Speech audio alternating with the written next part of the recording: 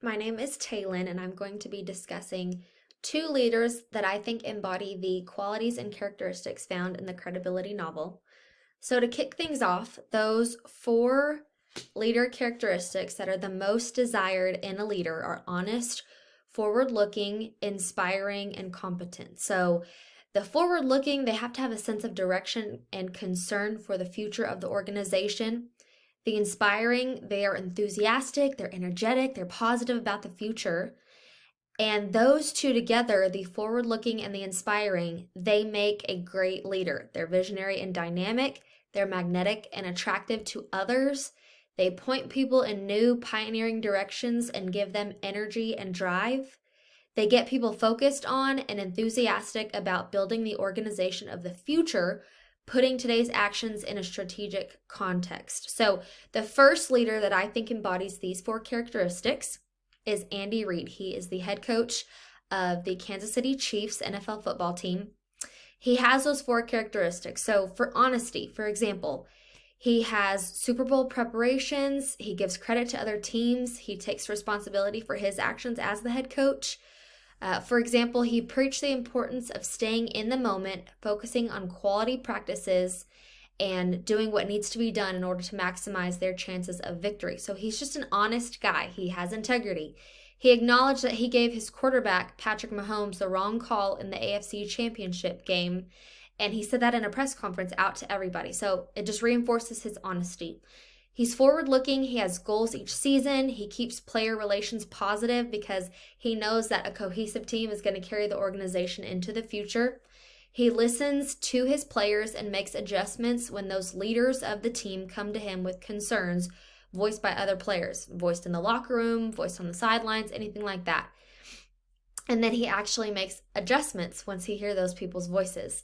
He's inspiring. His team wants to perform well for him. So when you have a leader whose team wants to do well because they respect their leader so much, that is special. And that's what he has built in his programs. It was definitely exciting to get him that win, is what Patrick Mahomes said. He loves his players. He talks to his players. He communicates with his players. He's honest with his players. That's why so many people like him a lot. That was an excerpt from a press conference. For competency, he has so many accolades. He is the only coach to ever win 100 games with two different franchises. He also has Super Bowl victories. He's the winningest head coach in Eagles history. He has the fifth most combined victories in regular season and postseason in NFL history. And as far as the tensions are concerned, with the three tensions, he finds balance in all of them, but particularly the tension between freedom and constraint. He gives his players the freedom to do what they need to do in the moment on the field to win. Patrick Mahomes has said this in press conferences before about why he respects Reid so much is because of the freedom that Reid gives him when he knows moments count on the field and Patrick sees something or feels something. So the next leader is going to be Coach John Calipari. He's the head coach for the Kentucky Wildcats basketball program. He has all four of those characteristics. So for honesty, he gives credit to other team. In a press conference after a postseason loss to Arkansas, he expressed that Arkansas had wanted it more. They were more physical. They were more hungry. He admitted this out in the press conference. And he's done that with pretty much any team that beats his team, as he recognizes their ability to overcome his team and how they wanted it more than his team, and that he and his team would go back to the drawing board that week following. He says, but I'm taking talent. When asked if he wants talent over experience, he said, open and honestly, but I'm taking talent. That's just how I've been throughout my career. I'd rather have that than experience. Again, honest about his coaching style so that recruits know what he wants, so that his fans know what he wants, and the players who are already there know what to expect when they have him as a head coach. He's forward-looking. He's one of the most feared coaches on the recruiting trail. He's great at getting incoming freshmen. That program is known and has been known for kind of more of the one-and-done scale. He recruits these talented freshmen and then releases them into the NBA draft, and they go on to do very well. So he really attacks the recruiting trail because he knows how he's building his organization of the Kentucky Wildcats, how he's building the team, how he's building the reputation.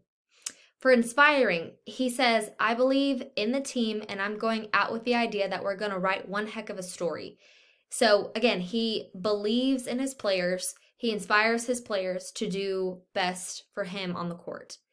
For competency, his accolades, his recruiting, he was inducted into the Naismith Memorial Basketball Hall of Fame. He's a Naismith National Coach of the Year, and of course, national champions multiple times. He again finds balance in all of the tensions, but especially the tension between freedom and constraint. He gives his players the freedom to make runs. So one of his previous players said, the way that he coaches, it's like absolute freedom. He'll put X's and O's, but at the end of the day, everything's going to end up in a pick and roll or an isolation. So he gives freedom to his players to really carry out these kind of plays that aren't necessarily as rigid, as more you route, you post, those kind of plays. And then here are my references. Thank you. When it comes to leadership, you think about all these coaches in the world that have impacted you if you played sports, or you think about any leaders in the world that you have, came across or that you know. And when it comes to coaching, I think about two guys that just are phenomenal leaders. Like, you can coach and not be considered a leader, or a good leader, I would say. But the good coaches are basically good leaders, because that's what you're doing. You're leading a group of men or a group of women into just greater heights that they didn't think they could reach alone. And that's your job, is to create, that path for them. But two coaches that come up to, greatness in my mind, or come up to the standard that I would like to reach one day as a coach, would be Greg Popovich and Nick Saban. And I'll start off with Greg Popovich, because in Chapter 9, we talked about, tensions that you have as leaders. And the first one was, freedom over constraint. And when it comes to freedom, Greg Popovich was probably the best one out of all the NBA coaches I've seen throughout history, to just allow his players to be, one, comfortable, and two, to be successful with implementing his own, style or gameplay on whatever he wanted to do. He did a good job of letting his point guards, really run the offense the way they felt. There's a difference between him calling plays and the guys out there actually running the plays. They're the ones out there feeling for the defense, knowing which way the defense is going to move. He's just out there on the sidelines, can only see. But it's different than being out there on the court than, actually seeing it. When it comes to him being free, that's what he was. He's just a free spirit guy, and he just was able to let Tony Parker, Manu Ginobili, Tim Duncan, I'm sorry. He was able to let those three, which was his three best players at the time, when he went through those stretches of, championships. He was able to just let them be free. Tony Parker was the offensive point guard, and he just ran the plays through him whenever he felt like it was needed. It was a certain feel for the game that Popovich had basically tucked into his, his sixth sense, you would say, that he was just able to just allow his players to just take the reins, and end up paying off for him, end up winning a lot of championships. And it's been various stories come out saying that, Tony Parker felt this and mentioned it in the huddle, and then they went out there and ran it. Or Tim Duncan asked for the ball, and he ended up getting the ball off of a busted play that no one really drew up, or Greg Popovich didn't mean for it to happen. He just was able to just, allow his players to be them. And then also he was able to dictate what pieces he was able to. You don't let anybody just do that. You allow your great players to be great. If it was some other guy that no one knows now, or no one knew at the time, to just, oh, hey, coach, let me do this, or hey, coach, let me do that. Greg Popovich was too good of a coach to let that happen. But when you play tight, freedom over constraint, when you're constrained and you're tight, you don't play well. And he did a good job of letting his boys play with freedom. And the second leader I would like to talk about is Nick Saban. Nick Saban is known for winning all these great championships and just really building Alabama football back up to where it was in the past. But the main thing he is known for is just being the fierce competitor, and just that I want to say, stern leader. Like, he is just known around college football to be like not messed with. Like, don't play pranks with him. They even joke about him not even smiling when he wins national championships.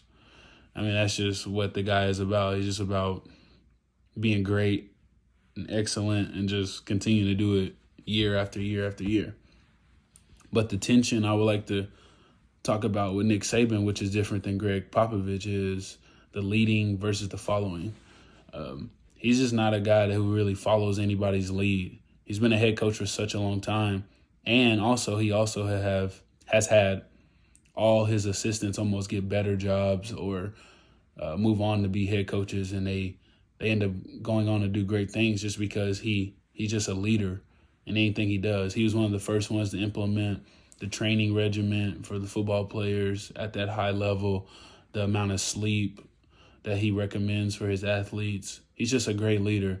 He's never following anyone's blueprint or style of play. He's just him. Nick Saban's football teams are going to always play tough. They're going to play to an end. They're going to play all the way to the end of the game. Never going to give up. And they're always going to be very tough. And that's just something that he's always taken pride in. And that's just who he is. So when it comes to Nick Saban, him being honest about, where the kids stand with the NIL rules, or him being honest about how the guys are doing too much with social media nowadays. He just wants guys to be focused on what they have to do to be good college football players and to turn them into men. He's gotten into really heated arguments with media guys because the media expects his teams to be perfect because that's just who he is. Nick Saban has preached perfection and excellence throughout his whole career, and the media knows that. So when his teams fall under those expectations, he has a hard time dealing with the media going at him and going at his kids. And he has to realize that, he makes them realize, the media being them, he makes them realize that these guys are 18, 19, and 20-year-old kids at the time, and they don't know any better. They just need structure, and that's what he's there for. So he just takes pride in being a really good leader, and I admire him for that, because if I was to play college football somewhere, I would like to play for a guy like him, because he strives for greatness every day, and he just never feels like he is satisfied. He just never feels like he's satisfied at all. He's always one thing to another. And that's what makes him who he is. He's a great leader, and that's why Nick Saban and Greg Popovich are great leaders.